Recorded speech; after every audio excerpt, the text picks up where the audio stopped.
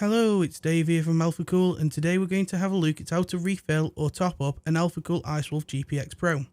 If your pump sounds something like this, then chances are you need to top it up. There are some little bits of equipment that you'll need to top up your Eiswolf, so let's go through them and then top up the one that we have on the table here. The first thing we're going to look at is the 24-pin jumper plug. Now this simply plugs into your 24-pin cable and allows you to turn on your power supply and any Molex devices that are attached. Speaking of a power supply, you will need one. We're using a spare one that we have lying around, but obviously you can use the one that's inside your PC. Just be sure to unplug the 24-pin cable that you can see here and plug in the ATX jumper. You will also need a Molex 4-pin power cable like this one, as this will be used to power the pump on the Eiswolf GPX Pro. This will be used along with a 4-pin Molex to 3-pin fan adapter. This ensures that whilst you're filling your Eiswolf, you're not connected to any headers on your motherboard, and in fact your motherboard won't be powered. The next thing you need is a long flat-headed screwdriver. The shaft on this one's a little bit small, so if you can get one longer, that's even better. If you've purchased any recent Alphacool products that include our new flush stop fittings, you'll probably been given one of these. This tool just allows you to turn the stop fittings easier without damaging them. If you don't have one of these available, a coin or something similar can be used instead. Try not and use a screwdriver though, unless it's got a very wide tip. Next, we'll need some kitchen roll, toilet paper or cloth, anything really that can catch any drips. And also, you'll need some fluid. We recommend using Alphacool CKC. This fluid comes with inhibitors to stop metal corrosion and is also made to stop algae and bacteria growth. Last but not least, you'll need a filling utensil. This can be either a fill bottle, a syringe or simply a funnel. Now we've got the boring stuff out of the way, let's top up the Eiswolf GPX Pro. Using a tool or a coin, remove the stop fitting at the top of the radiator. Make sure you keep the stop fitting safe as you don't want to lose this, however replacement stop fittings are available if you do need one. Next, using the screwdriver or something similar, remove the O-ring. I simply pulled it up and then used my fingers to get a better grip of it to ensure it didn't fall inside the radiator. Once again, keep the O-ring safe because you will need it when you reassemble the Alphacool Eiswolf GPX Pro. We're going to speed up the next part of the process, but all we're doing is filling up the fill bottle with CKC. You won't need much fluid as the Eiswolf is pre-filled, so we're only topping up what's been lost over time. We remove quite a lot of water from our Eiswolf, so we will need a lot more than you. Replace the lid on the CKC so you don't knock it over accidentally, and then fill up the radiator. Slow and steady wins the race here. Don't go too crazy and keep an eye on the port.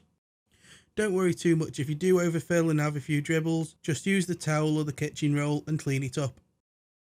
Continue to fill until you see the fluid at the top of the radiator and then stop. Now comes a bit of a fun part, just give the whole unit a shake. Make sure you put your finger over the fill port to stop any fluid falling out, but other than that just shake to your heart's content. Give it a shake, give it a shake. Shaky, shaky, shaky, shaky, shake. The shaky song is an optional extra, but we recommend it because, well, why not? Once you finish shaking it, check the fluid level.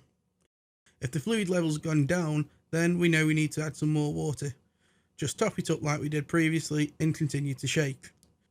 As already mentioned, we did remove quite a lot of fluid from this cooler, so we do need to shake it a bit more.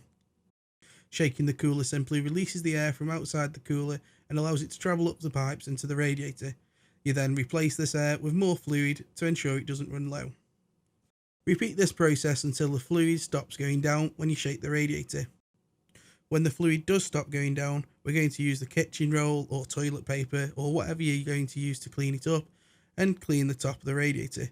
We're going to remove any excess fluid off the top of the radiator, but also put your finger inside the hole a little bit as well to remove a little bit of the fluid on the inside.